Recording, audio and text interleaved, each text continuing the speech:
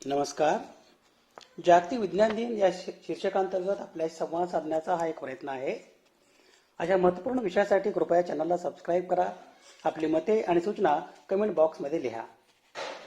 एका वैज्ञानिक शोधाने आपल्याला झालेले आश्चर्य कमी व्हायच्या आधीच दुसरा एखादा वैज्ञानिक शोध लागलेला असतो. इतक्या वेगाने विज्ञान सध्या प्रगती करत आहे. मानवी जीवनाचे तर प्रत्येक अंगच विज्ञानाने व्यापले आहे. विज्ञानाच्या आपल्या जीवनावरील याच प्रभावावर प्रकाश टाकण्यासाठी जगभरात जागतिक विज्ञान दिन साजरा करण्यात येतो. दिनांक 10 नोव्हेंबर रोजी साजरा केला जाणारा जागतिक शांतता आणि विकास दिन समाजात विज्ञानाची महत्वाची भूमिका आणि उदयोन्मुख वैज्ञानिक मुद्द्यावर व्यापक जनतेला चर्चेत सहभागी करून घेण्याची गरज अधोरेखित करतो. तसेच आपल्या दैनंदिन जीवनात विज्ञानाचे महत्त्व आणि प्रासंगिकता अधोरेखित करतो. विज्ञानाला समाजाशी अधिक जवळून जोडून जागतिक शांतता आणि विकास विज्ञान दिनाचे उद्दिष्ट नागरिकांना विज्ञानातील विकासाची माहिती दिली जावी हे सुनिश्चित करणे आहे. हा दिवस शांतता आणि विकासासाठी विज्ञान या विषयावर समाजातील सर्व घटकांना एकत्रित करण्याची संधी देतो. सरकारी अधिकाऱ्यापासून ते मध्यम वर्गीय नागरिकापर्यंत आणि शालेय विद्यार्थ्यांपर्यंत युनेस्को सर्वांना या दिवशी तुमचा स्वतःचा कार्यक्रम किंवा क्रियाकलाप आयोजित करून जागतिक शांतता आणि विकास साठी विज्ञान दिन साजरा करण्यात सामील होण्यासाठी जोरदार प्रोत्साहित करते. ऑगस्ट 2023 मध्ये संयुक्त राष्ट्रांच्या महासभेने सन 2024 ते 2033 हे शाश्वत विकासासाठी आंतरराष्ट्रीय विज्ञान दशक म्हणून घोषित केले, ज्यामुळे जगातील सर्वात महत्त्वाच्या आव्हानांना तोंड देण्यासाठी विज्ञानाची अत्यावश्यक भूमिका अधोरेखित झाली. हा उपक्रम ओळखतो की 2030च्या अजेंडा आणि त्यापुढील महत्त्वाकांक्षा साध्य करण्यासाठी केवळ ज्ञान आणि नवोपक्रमात प्रगतीच नाही तर विज्ञान, धोरण आणि समाज यांच्यातील मजबूत भागीदारी देखील आवश्यक असेल. या पार्श्वभूमीवर सन 2025चा जागतिक विज्ञान दिन भविष्यातील आव्हानांना तोंड देण्यासाठी कोणत्या प्रकारचे विज्ञान आणि समाज यांच्यातील कोणत्या प्रकारचा संबंध आवश्यक आहे यावर विचार करण्यासाठी एक महत्त्वाचे व्यासपीठ प्रदान करत आहे. शाश्वत विकासासाठी आंतरराष्ट्रीय विज्ञान दशक म्हणजे 2024 ते 2033 ही त्या क्षमतेला उलगडण्यासाठी एक जागतिक चळवळ आहे. युनेस्कोच्या नेतृत्वाखाली ते विज्ञानाला एक सामान्य वस्तू म्हणून प्रोत्साहन देते, जे सीमा ओलांडून नवोपक्रम, समावेश आणि सहकार्याला चालना देते. एकत्रितपणे आपण असे भविष्य घडवत आहोत जे लोकांसाठी आणि ग्रहासाठी अधिक न्याय, लवचिक आणि माहितीपूर्ण असेल. सन 1999 मध्ये बुडापेस्ट येथे झालेल्या जागतिक विज्ञान परिषदेच्या सकारात्मक परिणामापैकी एक म्हणजे विज्ञान आणि समाजाप्रती वचनबद्धतेशी संबंधित एका केंद्रित कार्यक्रमाचे आयोजन. विज्ञान आणि वैज्ञानिक ज्ञानाच्या वापराच्या घोषणेमध्ये घोषित केलेले उद्दिष्ट साध्य करण्यासाठी आणि विज्ञान अजेंडा कृतीसाठी चौकट्याच्या शिफारसीचे पालन करण्यासाठी दरवर्षी वचनबद्धतेची पुष्टी करण्याची ही एक संधी मानली जात होती. सन 2001 मध्ये युनेस्कोनं जाहीर केल्यापासून जागतिक शांतता आणि विकास विज्ञान दिनाने जगभरात विज्ञानासाठी अनेक ठोस प्रकल्प, कार्यक्रम, निधी निर्माण केला आहे. या दिवसाने संघर्षग्रस्त प्रदेशामध्ये राहणाऱ्या शास्त्रज्ञांमध्ये सहकार्य वाढवण्यास देखील मदत केली आहे. एक उदाहरण म्हणजे युनेस्को समर्पित IPSO म्हणजे इस्रायली पॅलेस्टिनी विज्ञान संघटना यांची निर्मिती. तिचे ध्येय संयुक्त संशोधन प्रकल्पाद्वारे इस्रायली आणि पॅलेस्टिनी विद्वान आणि शास्त्रज्ञ यांच्यात वैज्ञानिक सहकार्य आणि संवाद वाढवणे आणि उच्च गुणवत्तेच्या संशोधन आणि प्रशिक्षणाला प्रोत्साहन देणे हे आहे. IPSO याची स्थापना नोबेल पारितोषिक विजेते टॉर्स्टन विसेल यांच्यासह प्रमुख व्यक्तींनी केली होती आणि विज्ञान शांतता आणि परस्पर आदरासाठी एक सेतू म्हणून काम करू शकते असा त्यांचा विश्वास होता. शांतता आणि विकासासाठी जागतिक विज्ञान दिन साजरा करण्याचे कारण शाश्वत समाजासाठी विज्ञान आणि शास्त्रज्ञांच्या भूमिकेचे महत्त्व आणि नागरिकांना विज्ञानात माहिती देण्याची आणि त्यात सहभागी करून घेण्याची गरज यामध्ये आहे. या अर्थाने शांतता आणि विकासासाठी जागतिक विज्ञान दिन सामान्य लोकांना त्यांच्या जीवनात विज्ञानाची प्रासंगिकता दाखवण्याची आणि त्यांना चर्चेत सहभागी करून घेण्याची संधी देतो. अशा उपक्रमामुळे शांतता आणि विकासाच्या जागतिक शोधासाठी एक अद्वितीय दृष्टिकोन देखील देते. युनेस्कोच्या विद्यमाने दिनांक 10 नोव्हेंबर 2002 रोजी जगभरात शांतता आणि विकासासाठी पहिला जागतिक विज्ञान दिन साजरा करण्यात आला. या उत्सवात सरकारी संस्था, युनेस्को, राष्ट्रीय आयोग, वैज्ञानिक आणि संशोधन संस्था, व्यावसायिक संघटना, माध्यमे, विज्ञान शिक्षक, शाळा अशा अनेक भागीदारांचा समावेश होता. मागील काही दशकांचा जर आपण विचार केला तर या दशकात विज्ञानाची प्रगती ही फार अचंबित करणारी आहे.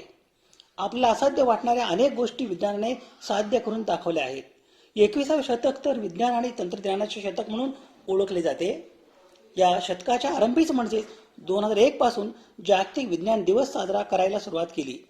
सन 1999 साली युनेस्को आणि आंतरराष्ट्रीय विज्ञान परिषद यांच्या विद्यमाने हंगेरी इथल्या आंतरराष्ट्रीय बैठकीत विज्ञानाचा समाज जीवनावर परिणाम आणि त्याविषयी जनजागृती या विषयावर चर्चा करण्यात आली.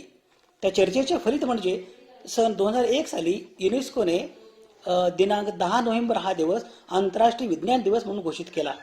तेव्हापासून दरवर्षी 10 नोव्हेंबर हा दिवस जगभरात जागतिक विज्ञान दिवस साजरा केला जातो. विज्ञानाला दैनंदिन व्यवहाराशी अधिकाधिक जोडणे, जगाच्या विकासात आणि जगभरात शांतता प्रस्थापित करण्यासाठी विज्ञान कसे प्रभावी ठरू शकते याचा विचार करणे, जागतिक दारिद्र्य, पर्यावरण, आरोग्य यासारख्या समस्या विज्ञानाच्या साहाय्याने सोडवण्याचा प्रयत्न करणे हा जागतिक विज्ञान दिन साजरा करण्यामागचा हेतू आहे. दरवर्षी जागतिक विज्ञान दिवस साजरा करण्यासाठी युनेस्को एखादा विषय ठरवते. त्या विषयावर आधारित युनेस्कोच्या मुख्य कार्यालयात विविध कार्यक्रमाचे आयोजन करण्यात येतात. सन 2025 साली युनेस्कोने विश्वास, परिवर्तन आणि उद्या सन 2050 यासाठी आपल्याला आवश्यक असलेले विज्ञान अशा प्रकारचे थीम निवडले आहे. जागतिक आव्हानांचा सामना करताना विज्ञानावर विश्वास ठेवायला हवा हा विचार लोकांपर्यंत पोहोचण्यासाठी आणि विज्ञानाचा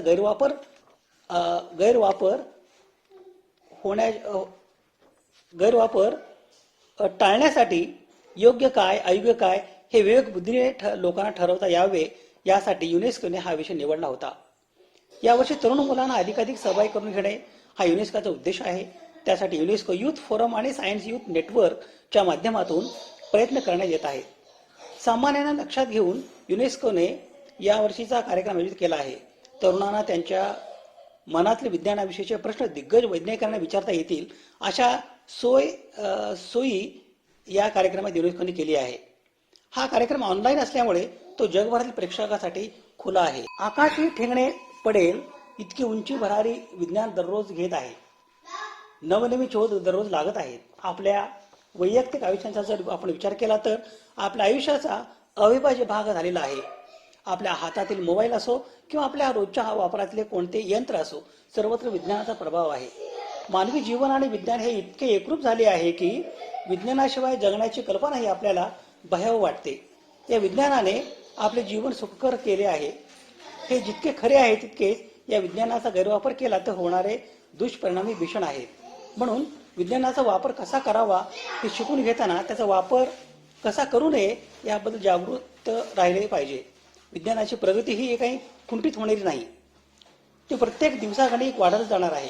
यामुळे जागतिक विज्ञान दिन हा आपण दिनांक 10 नोव्हेंबर रोजी साजरा करत जरी असलो तरीही प्रत्येक दिवशी विज्ञानाविषयी जनजागृती होणे महत्त्वाचे आहे. कारण विज्ञानाचा विवेकाने वापर केला तरच तो आपल्यासाठी वरदान ठरणार आहे. विश्वातील घडामोडी यांचे बुद्धिनिष्ठ कार्यकरणाधिष्ठित असे आकलन होण्यासाठी मानवाने केलेल्या क्रिया व त्यांचे फलित म्हणजे विज्ञान होय. विज्ञान ही एक पद्धतशीर व कठोर शिस्त असलेली ज्ञानशाखा आहे. वस्तुस्थितीच्या घटकांचे वर्गीकरण व विश्लेषण करणे, त्याचे परस्पर संबंधाचे सार्वत्रिक नियम शोधणे, अशा नियमांच्या सहाय्याने अमुक घटना निश्चित अमुक वेळी होणारच असे वर्तविणे, या अज्ञानापासून मानवी जीवनाच्या साफल्यासाठी उपयोगी ठरल्याच्या तंत्रविद्या निर्माण करणे इत्यादी विज्ञानाची कार्य समजण्यात येतात. विज्ञानाचे सर्वात प्रमुख कार्य म्हणजे सृष्टीतील संगती जाणणे, त्याचे रहस्य उलगडणे हे होय. वस्तुस्थितीतील सुट्या घटकांची माहिती होणे याला फारसे महत्व नाही. महत्व आहे ते या घटकातील परस्पर संबंधाविषयीचे नियम सापडण्याला. असे नियम सापडणे म्हणजे सृष्टीतील घटकांचा व घटनांचा अर्थ लावणे होय. कोणतीही घटना समजणे म्हणजे ती कोणत्या सृष्टी नियमानुसार होते हे कळणे. काय केले असता काय होईल हे कळले म्हणजे विज्ञानाचे कार्य संपले असे नाही. विज्ञानाचा रोग जे घडते त्या कोणत्या सृष्टी नियमानुसार घडते व कसे घडते हे शोधून काढण्यावर असतो. सृष्टीचे रहस्य जाणणे हे विज्ञानाचे ध्येय असते. विज्ञानाला स्वतःची अशी परंपरा असते. कोणताही वैज्ञानिक अशा परंपरेचे कार्य करतो. आधीच्या वैज्ञानिकांनी शोधून जतन केलेल्या सृष्टीचे ज्ञान त्याला पूर्वसंचित म्हणून मिळते व त्यात तो आपल्या शोधाची भर टाकत असतो. अशी एखादी घटना त्याच्या अवलोकनात येते की जिचा अर्थ उपलब्ध ज्ञानाच्या जोरावर लावता येत नाही. असे झाले की वैज्ञानिक समस्या निर्माण होते आणि तिच्या दडपणामुळे वैज्ञानिक प्रगतीला वाव मिळतो. समस्या सोडण्यासाठी नवे सृष्टी नियम शोधावे लागतात, जुन्या नियमात बदल करावे लागतात आणि काही वेळा जुन्या संकल्पना व्यूह पूर्ण बाजूला सारावा लागतो. विज्ञान वापरण्यात येणाऱ्या पद्धतीला अनुमानित परिकल्पना पद्धती म्हणजे हायपोथेटिको डिडक्टिव्ह मेथड असे म्हणतात. या पद्धतीचे पुढील पायऱ्या विश्लेषण करता येईल. समस्येचे पृथक्करण करून तिचे घटक वेगळे करणे, संबंधित अशा सर्व घटकांना एकत्रित करून कोणत्या तरी सामान्य गुणधर्मांच्या सहाय्याने त्यांचे वर्गीकरण करणे, या घटकात सुसूत्रता आणण्यासाठी घटनांचा अर्थ लावण्यासाठी अनुमानित परिकल्पना सुचवणे. हा अभ्युपगम बरोबर असेल तर काय घडायला पाहिजे हे ते तार्किक नियमांच्या सहाय्याने ठरवणे किंवा त्यांचे निगमन करणे. हे जे घडायला हवे होते ते तसे घडते का याचा शोध घेणे आणि अशा रीतीने अभ्युपगम वस्तुस्थितीच्या कसोटीला लावून पाहणे. एक दोन उदाहरणांनी या पद्धतीचे स्वरूप स्पष्ट करता येईल. समजा आपण घरी आल्यावर ध्यानात येते की आपल्या घराला कुलूप नाही. आपल्या घरी इतर कोणी नसल्याने या गोष्टीचे आपल्याला आश्चर्य वाटते. आपण कुलूप लावायला विसरलो नाही याची खात्री असल्यास आपले आश्चर्य दुणावते.